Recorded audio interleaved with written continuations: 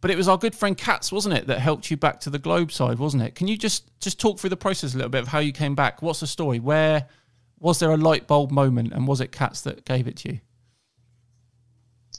Yeah, I mean, I suppose kind of like the light bulb was already there, but kind of Katz flicked the switch, I suppose, if you know what I mean, and kind of reignited parts of my brain that had just disappeared, basically. My ego had just made certain parts of my brain not work. Yeah. I'd gone 2.5 years, you know, so yeah, when Katz came along, I already had inklings, and I started to think to myself, I'm not 100% sure the earth is flat. And then obviously Katz came along. He must have just at the perfect time, if you know what I mean. Yeah. He could have maybe caught me 2 weeks later and I might have been unsavable by then, do you know what I mean? But yeah. So I owe a lot to Katz. But yeah, I mean, it's the whole community as well, if you know what I mean. But yes, mate, you know, took a lot, but I'm back. Yeah.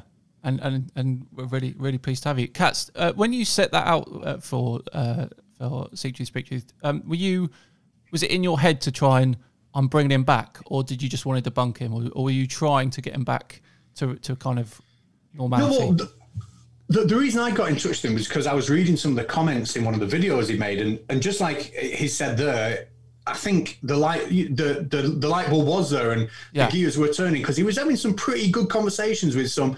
Now I might be wrong with the names, but people like Where's Wally come to mind. Maybe he was. But he was having some pretty sensible conversations with some people, and obviously he'd taken on a lot of information, and he wasn't doing the usual. Nah, you know, he was polite, he was articulate, he was at least trying to reason with the arguments. And I thought, well, here's someone who's been fed a load of information. Yeah, maybe I can dump a load more on, maybe, but certainly like you're taken on board from a lot of people, aren't you? Yeah, I think. Yeah, I mean, there was a lot of people. I'd spoken to FTFE a lot as well. You know, he sort of wanted me on there for a debate. I was very close to going on. I mean, part of me now thinks maybe if I'd have gone on there, I think I'd have conceded during that moment, if you know what I mean, as well. So it was kind of a case of you really just got me at the right time, if you know what I mean. But I was getting there. Just started to work out kind of who genuine people were, I think. You said your ego kind of got in the way, but I would say, from what I watched of you when you were a flat earther, I would say your ego is nothing like most of the other flat earthers. Would you agree with that, Katz? Oh, 100%. Yeah. I mean, just the fact that you're willing to, or that you were willing at the time to engage in discussion rather than just saying, no, this is beneath me. You know, sometimes I'll leave messages with some people and, you know, and I'll get nothing but a smiley face or my comment deleted. It's like, you know, it's beneath me that. But you were there, you were genuinely obviously trying to engage and take things on board, and however right or wrong you felt you were open to discussion, weren't you? Mm-hmm. Yeah. I think people just are so attached to it, I think, if you know what I mean. And a lot of people have gained communities and friends within themselves, haven't they? You know, say, I don't know, on Ranty's, well, he doesn't really do it anymore, but Brandon's, you know, they'll have flat earthers come on. They build up such a community. I never really was involved in the kind of echo chambers, if you know what I mean. So I think really that helped me a lot, because I looked at myself as just a lone ranger, shall we say, do you know what I mean? Yeah. So I also wonder, obviously there's a flat earther at the minute, which we both did a video on, Rachie 50s, and I can see within her so many similarities. People just genuinely lost, you know, which is why I've continued to do what I'm doing, because, you know, I think I can have a good voice. At first, I think I scared a lot of people away because instantly it was, you're a fake, you never were a flat earther. Yeah. You know, people just instantly putting their backs up to it. But, you know, I've stuck around now, and I think I'm sort of gaining respect even from some flat earthers, if you know what I mean. But, you know, whether that's a good thing or a bad thing, I'm not sure. Yeah.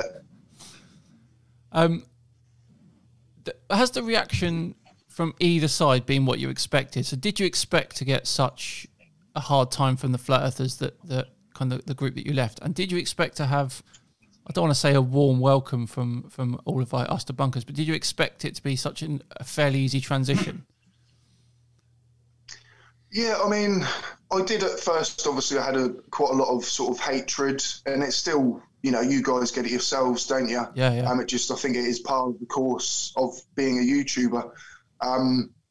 But yeah, I mean, it was a good, you know, it's basically one of the best decisions I've ever made in my life to actually come out and say I was wrong.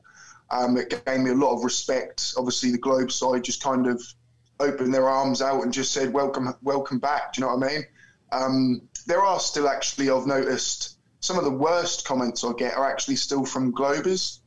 Really? And I think there's a little bit of maybe jealousy there. And I understand it because I've more or less been put on a pedestal for not, in my opinion, not really doing a lot. Do you know what I mean? Like, I was very wrong about the shape of our Earth. Yeah. And I changed my mind. But a lot of people look up to me as like wow, if you can do it, you're the proof it can work, if you know what I mean. So, yeah, you know, it's a little bit embarrassing. You know, it's almost, you know, it's ridiculous now looking back, if you know what I mean, to even think I believed it.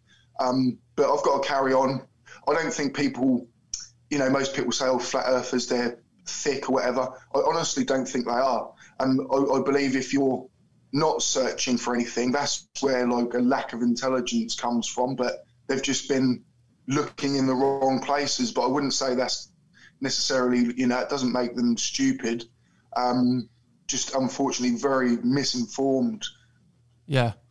When they say things like do your research and stuff like that, was it ever in your head that the research could be done anywhere else other than YouTube? I mean, it's not since I've left that I've really realised how solid science is, if you know what I mean. Yeah. Peer-reviewed and things like that. But whilst I was a flat earther, sorry, mate, what was that question again? So, like, did like, was there ever an option other than going to YouTube for research? So was it all like, if someone said do your research, was it like, it's got to be YouTube, if it's anything else, I'm not going to believe it? Yeah, I mean, it does get to that point very early on. Obviously, you're more or less, there's steps that you kind of go through. At first, obviously, you hear you're indoctrinated at school. Yeah. You know, the first thing you see is the Globe. And all these tiny little things that really are ridiculous, you start adding them all up, and then you start thinking, oh, yeah, like, that's why, like, you know, that's why they show us the Globe, because they've got to get that lie into us as a child. But it's the reason they're doing that is because that is where we live, isn't it? You know, and it's kind of absolutely. Of course. Yeah, I mean, I didn't realise how really undebunkable science was whilst I was a flat earther. I thought I was, you know, had a good scientific mind, which obviously I didn't, you know. But that's where the confusion comes from. A lot of people overestimate what they actually know, if you know what I mean. Yeah.